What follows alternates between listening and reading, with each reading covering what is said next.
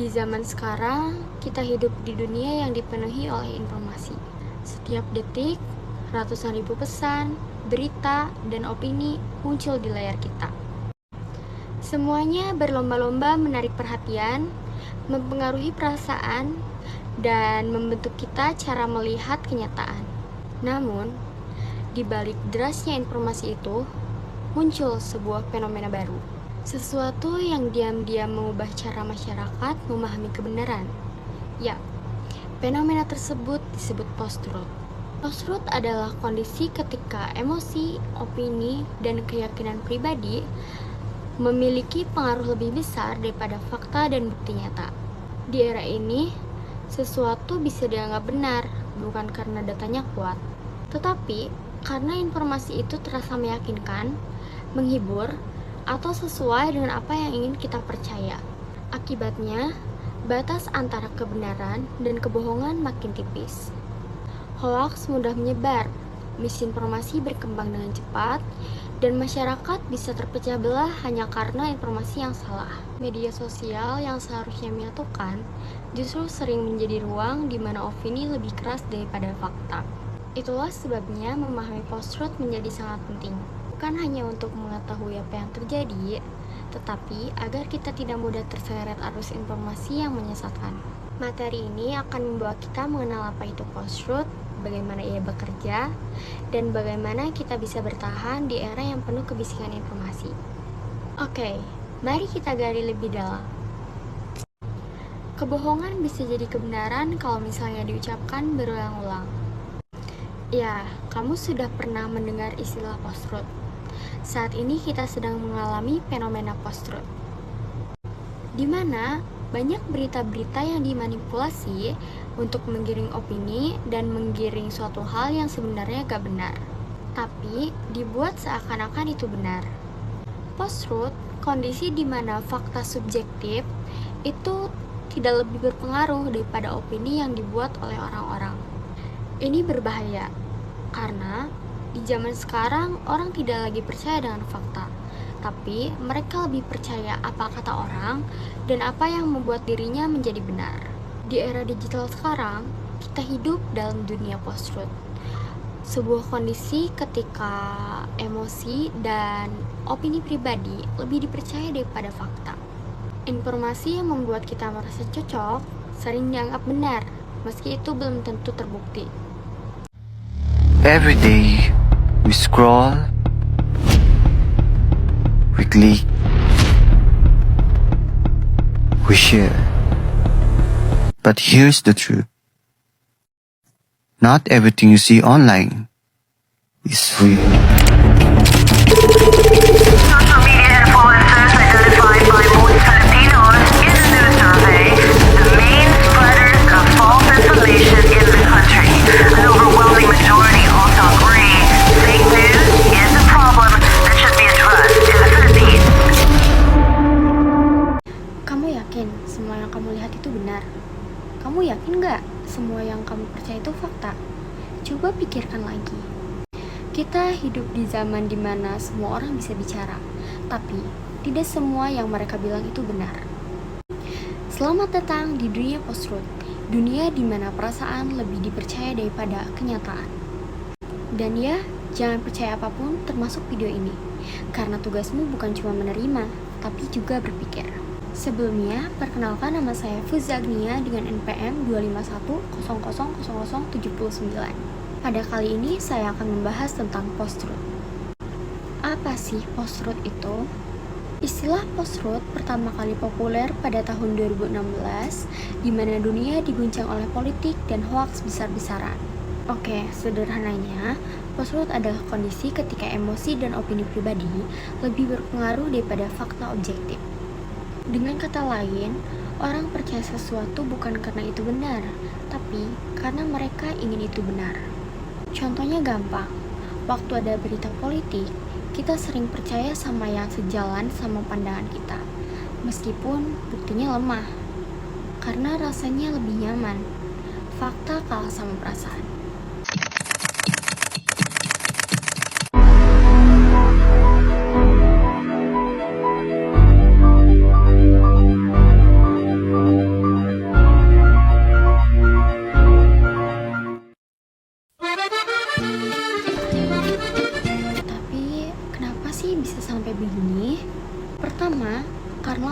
informasi. Sekarang, siapapun bisa bikin berita, status, opini tanpa harus memiliki data. Informasi yang benar dan salah bercampur, sehingga semuanya terlihat sama. Kedua, algoritma media sosial. Platform seperti TikTok, Instagram, dan YouTube menampilkan apa yang kamu suka, bukan apa yang benar. Makin sering kamu setuju sama satu jenis konten, maka makin sering juga kamu melihat hal yang sama. Dan akhirnya, kamu hidup di dalam gelembung informasi atau yang disebut echo chamber. Ketiga, bias konfirmasi. Manusia punya kecenderungan alami untuk percaya hal yang mendukung keyakinannya sendiri. Kalau ada fakta yang berbeda, kita cenderung menolak. Keempat, krisis kepercayaan.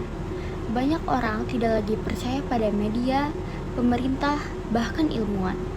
Dan saat kepercayaan itu hilang, orang beralih ke sumber alternatif yang kadang cuma opini tanpa data. Dan terakhir, emosi. Berita yang bikin marah, takut, atau bangga akan lebih cepat viral. Karena di era ini, yang paling berpengaruh bukan kebenaran, tapi apa yang membuatmu merasa sesuatu. Crossroad bukan cuma soal kebingungan, tapi juga soal perpecahan dan kehilangan arah. In a new survey, as the main spreaders of false information in the country, an overwhelming majority also agree fake news is a problem that should be addressed in the Philippines.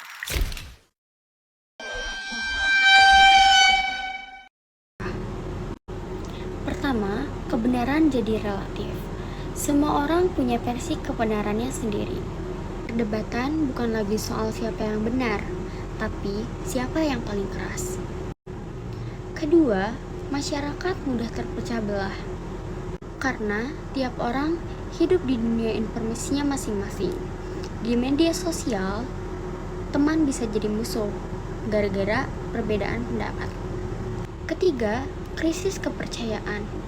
Kita jadi sulit percaya siapapun.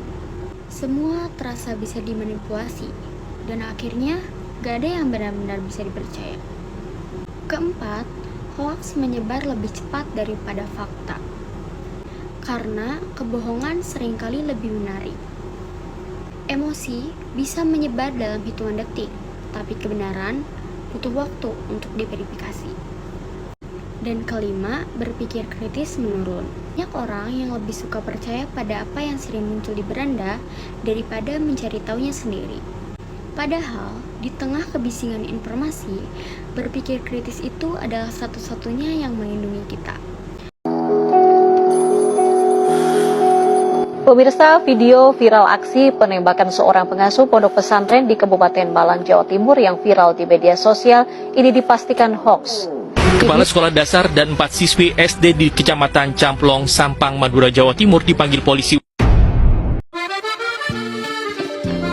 Lalu, apa sih yang bisa kita lakukan? Pertama, belajar berpikir kritis. Jangan langsung percaya dan jangan juga langsung menolak. Tetapi tanya, siapa yang berbicara?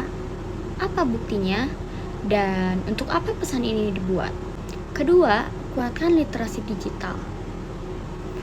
Pelajari cara mengenali hoaks. Gunakan situs pengecekan fakta atau sumber yang jelas. Ketiga, berani mendengarkan pandangan lain. Kebenaran seringkali ada di antara dua sisi yang berbeda. Kita gak akan bisa paham dunia kalau cuma dengar apa yang kita setujui. Keempat, kendalikan emosi. Kalau ada berita yang bikin kamu marah banget, berhenti dulu. Karena bisa jadi itu sengaja dibuat untuk memancing emosimu.